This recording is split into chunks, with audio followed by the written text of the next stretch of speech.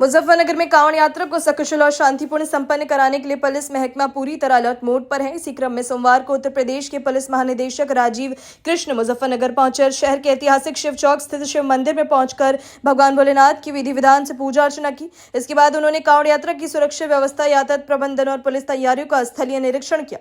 DGP Rajiv Krishna ने शिव चौक स्थित Kanwar control room पहुंचकर वहां की निगरानी व्यवस्था का जायजा लिया। उन्होंने सीसीटीवी कैमरों की मॉनिटरिंग, कंट्रोल रूम से होने वाली निगरानी और पुलिस बल की तैनाती की जानकारी ली। इस दौरान उन्होंने अधिकारी को निर्देश दिए कि कांवड़ यात्रा के दौरान सुरक्षा व्यवस्था में किसी भी स्तर पर लापरवाही नहीं होनी चाहिए। डीजीपी के दौरे के दौरान मेरठ जोन के एडीजी भानु भास्कर, सहारनपुर रेंज के डीआईजी अभिषेक सिंह, जिलाधिकारी उमेश मिश्रा, वरिष्ठ पुलिस अधीक्षक संजय कुमार वर्मा समेत जिले के तमाम वरिष्ठ प्रशासनिक और पुलिस अधिकारी मौजूद रहे। अधिकारियों ने डीजीपी को कांवड़ यात्रा मार्ग, सुरक्षा इंतजाम, यातायात व्यवस्था और कानून व्यवस्था की तैयारियों से अवगत कराया। शिव चौक पहुंचने पर डीजीपी ने कांवड़ियों से भी संवाद किया। उन्होंने शिव भक्तों का स्वागत करते हुए उन्हें फूल माला पहनाकर सम्मानित किया।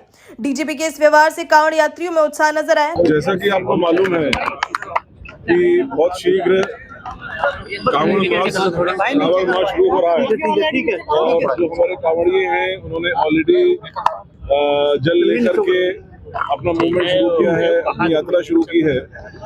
आज मेरठ में मुख्य सचिव साहब और मेरे द्वारा मेरठ जोन के सभी जिलों के साथ, आगरा जोन के सभी जिलों के साथ, बरेली जोन के सभी जिलों के साथ, उत्तराखंड के वरिष्ठ अधिकारियों के साथ, हरियाणा के, दिल्ली के और राजस्थान के वरिष्ठ अधिकारियों के साथ इस बारे में समन्वय बैठक की गई, जिसमें सभी अलग अलग प्रदेश के जो कांवड़िए यहाँ पर आते हैं, हरिद्वार तक जाते हैं, वहाँ से जल लेते हैं और जल लेकर के अपने अपने गंतव्य स्थानों पर जाते हैं, तो उनके लिए क्या समन्वय की व्यवस्था हो जिससे कि इस धार्मिक यात्रा में कोई असुविधा ना हो और साथ ही साथ जो नागरिक हैं हमारे, उन नागरिकों को भी कोई असुविधा ना हो। इस बारे में विस्तृत विचार विमर्श किया गया। जो आवश्यक दिशा निर्देश थे वो दिए गए। पहले भी इस कांवड़ यात्रा के लिए जो आयोजन किए जाते थे हमारे प्रशासनिक अधिकारी और पुलिस अधिकारियों के द्वारा और बाकी सभी विभागों के द्वारा, वो सभी बहुत ही उच्च कोटि के इंतजाम होते थे।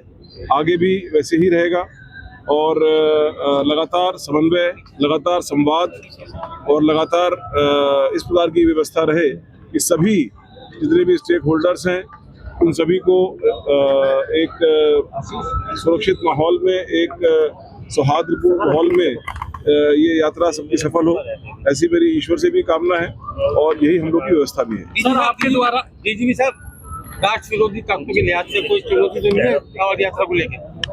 पुलिस हमेशा सतर्क रहती है।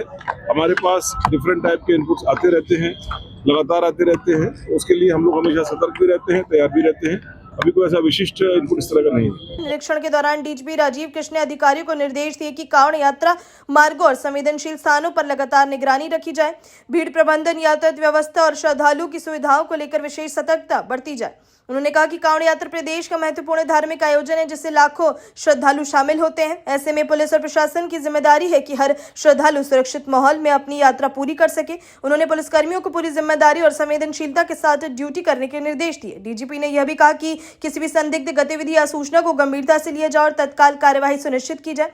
उन्होंने सोशल मीडिया समेत अन्य माध्यमों पर नजर बनाए रखने और अफवाह फैलाने वालों के खिलाफ सख्त कार्यवाही के निर्देश दिए।